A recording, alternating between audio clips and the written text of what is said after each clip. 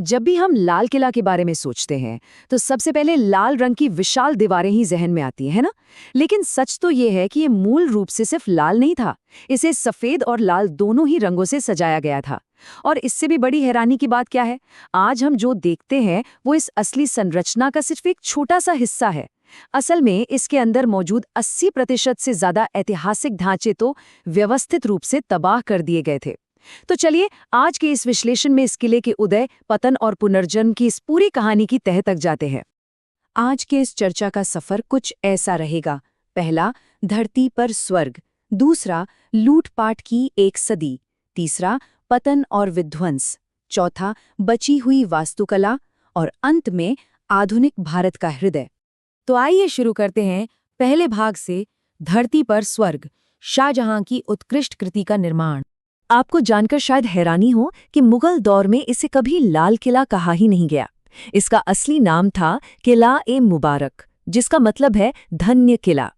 बात 1639 की है, जब सम्राट शाहजहां ने अपनी राजधानी को आगरा से दिल्ली शिफ्ट करने का एक बहुत बड़ा फैसला लिया। और फिर इस नई राजधानी के बिल्कुल बीचों बीच इस भव्य किले को बनाने का आदेश दिया गया। और क्या आप जानते हैं इसके डिजाइनर कौन थे? उस्ताद अहमद लाहौरी। जी हाँ, ये वही मास्टरमाइंड वास्तुकार हैं जिन्होंने हमें ताजमहल जैसी खूबसूरत इमारत दी है। और अगर इसकी स्केल की बात करें तो वो सचमुच अविश्वसनीय है। मतलब ये पूरा कॉम्प्लेक्स 254 एकड़ में फैला हुआ है।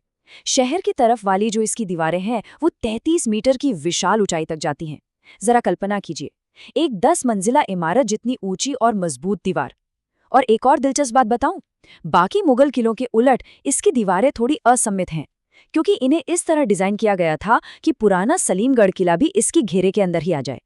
ये वाकई ताकत और सुंदरता का एक गजब का कॉम्बिनेशन था। आगे बढ़ते हैं दूसरे भाग की ओर, लूटपाट की एक सदी, एक उत्कृष्ट कृति का दुखद पतन। कहते हैं ना कि कोई भी सुनहरा दौर हमेशा नहीं टिकता। 18वीं सदी में औरंगजेब की मृत्यु के बाद मुगल साम्राज्य बिखरने लगा और यहीं से इस शानदार किले के बुरे दिन शुरू हो गए। हालात इतनी तेजी से बदले कि बस पूछिए मत। 1739 में फारस के नादिर शाह ने हमला किया, मुगलों को हराया और किले में जमकर लूटपाट की। वो अपने साथ बेशकीमती खजाना ले गया, जिसमें मशहूर मयूर सिंहासन भी शामिल था। 1760 आते आते मुगलों की हालत इतनी खस्ता हो गई थी कि दिल्ली को बचाने का खर्च निकालने के लिए मराठों ने दीवाने खास की चांदी की छत तक पिघरा दी। फिर 1765 में जाठों ने कब्जा जमाया और 1783 में सिख सेना ने इसे फतेह किया। जो जगह कभी दुनिया के सबसे अमीर साम्राज्यों का केंद्र थी, वो अब बस एक लुटा-पिटा महल बनकर रह गई थी। अब आते हैं तीसरे भाग पर, पतन और विध्वंस, 1857 के विनाशकारी परिणाम। 1857 का साल इस किले के लिए एक बहुत ही बड़ा टर्निंग पॉइंट साबित हुआ। वैसे एक दिलचस्प बात यह है कि भले ही लाल किला मुगल सत्ता का आखिरी प्रतीक था, लेकिन 1857 के विद्रोह में यह असल में किसी बड़ी लड़ाई का मैदान नहीं बना था। पर विद्रोह को कुचलने के बाद जो हुआ वो सच में दिल दहला देने वाला था। ब्रिटिश अधिकारियों ने इसे व्यवस्थित रूप से तबाह करने का आदेश दे दिया। वो हरे भरे मुगल बागीचे, खूबसूरत हरम, शाही अपार्टमेंट्स, सब कुछ मलबे में बदल दिया गया। किले का 80% हिस्सा पूरी तरह मिटा दिया गया और उसकी जगह अंग्रेजों ने अपनी सेना के लिए नीरस पत्थर की बैरकें खड़ी कर दी। सारा शाही फर्नीचर या तो टूट गया या लुट गया। जो बचा वो बस एक सैन्य छावनी थी। अब हम पहुंच गए हैं चौथे भाग पर, बची हुई वास्तुकला, मुगल साम्राज्य के स्थायी पत्थर।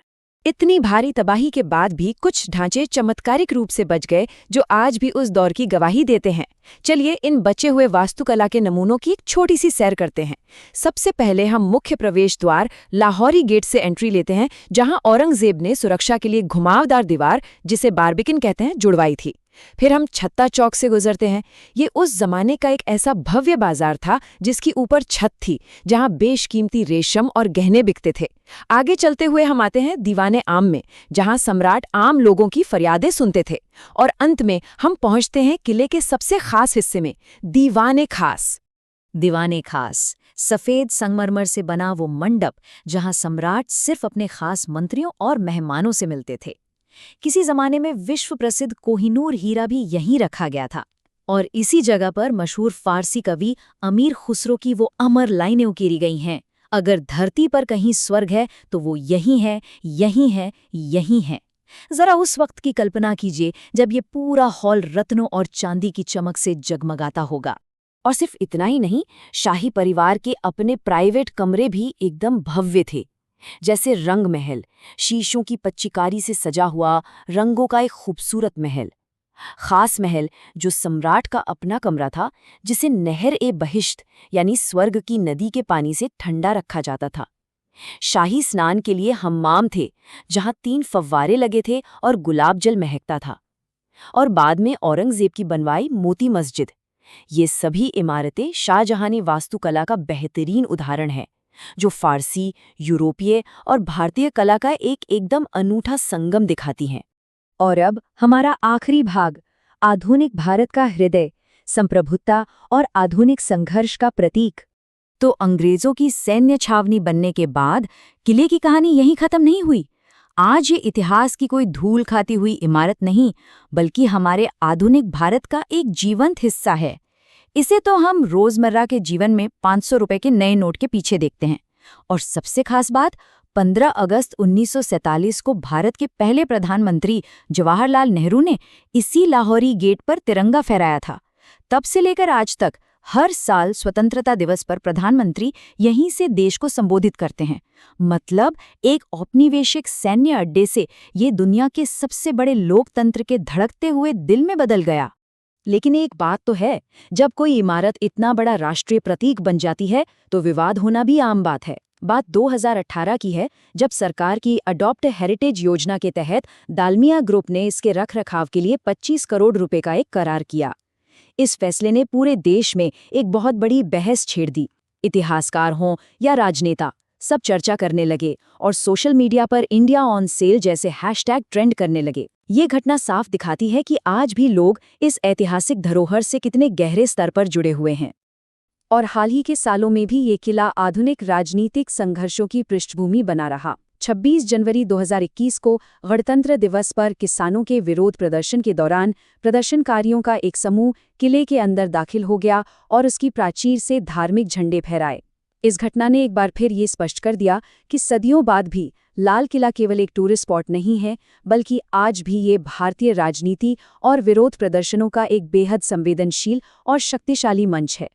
तो अब इस पूरी कहानी को समझने के बाद हमारे सामने एक बहुत ही गहरा सवाल खड़ा होता है। इस लाल किले ने नादिर शाह की लूट देखी, ब्रिटिश तोपों की मार झेली और न जाने कितने साम्राज्यों को बनते मिटते देखा। लेकिन आज इसका सामना एक बिल्कुल ही नए दुश्मन से है। 2025 की हालिया रिसर्च से पता चला है कि जहरीले वायु प्रदूषण के कारण किले की लाल दीवारों पर एक काली परत जम रही है।